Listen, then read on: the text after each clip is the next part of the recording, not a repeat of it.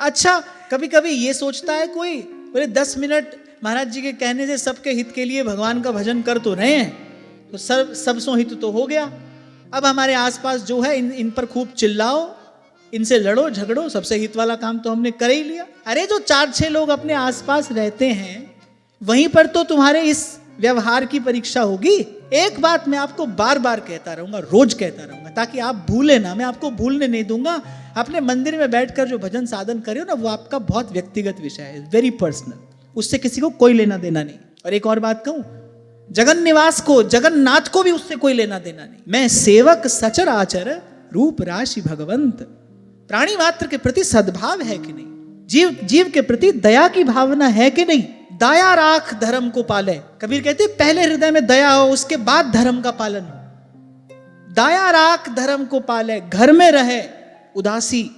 और अगर ऐसा ही लगता है कि भाई हमने तो सब छोड़ दिया, सबके बीच में सब छोड़ो। जो भीतर से सब छोड़ देता है, उसके आसपास सब हो ना हो, उसको इस बात की चिंता नहीं होती।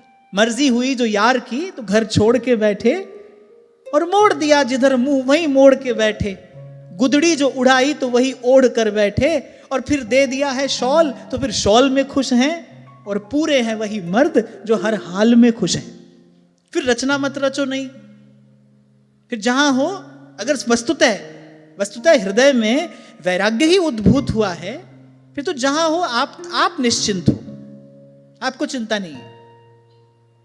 जिसकी इम्यूनिटी सुपर स्ट्रांग होती है, वो 4-6 संक्रमित लोगों के बीच में चला भी जाए तो उसको कोई बहुत चिंता नहीं है, क्योंकि उसके पास रोग प्रतिरोधक क्षमता है वैसी, वो लड़ लेगा उससे। तो कहे दया राख धर्म को पाले, घर में रहे उदासी।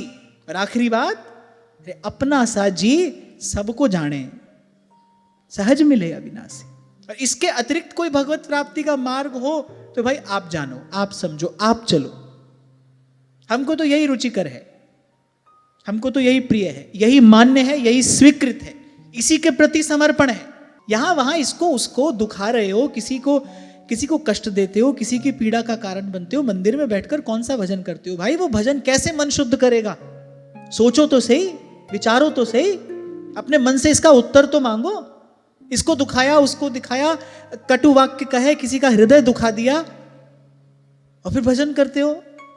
यहां का बोले व्यवहार शुद्धि से, चित्त शुद्धि हो जाने पर, अरे रचना ही रच देते भगवान कोई ऐसी, वो तो समर्थ है, हर किसी के लिए अलग ही संसार बना देते। ये सब होता ही नहीं, ये सब है, ये जो उसकी रचना है, इसके पीछे कोई कारण है, और गहन गंभीर कारण है। मैं तो एक बात कहता हूं कि प्रतिकूल परिस्थिति हो ही नहीं तो सहनशीलता विकसित कैसे होगी जीवन में? किसी ने अकारण आपका अपराध किया ही ना हो, क्षमा करोगे किसको?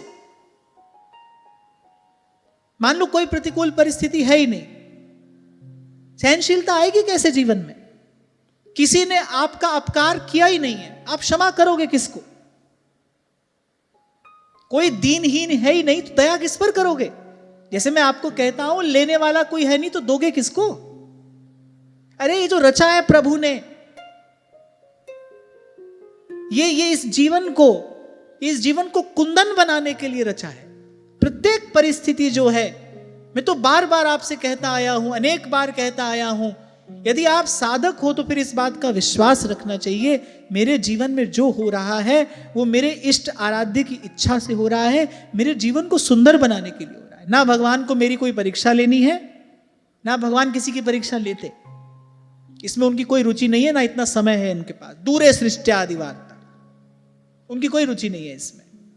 ये तो प्रभु ने मेरे जीवन को सुंदर सुघड़ बनाने के लिए ऐसी रचना रची है, ऐसी व्यवस्था की है, और उसको आधे अधूरे बुझे मन से नहीं, प्रसन्न मन से सादर स्वीकार करो, तब आपकी उन्नति होगी, वास्तविक उन्नति।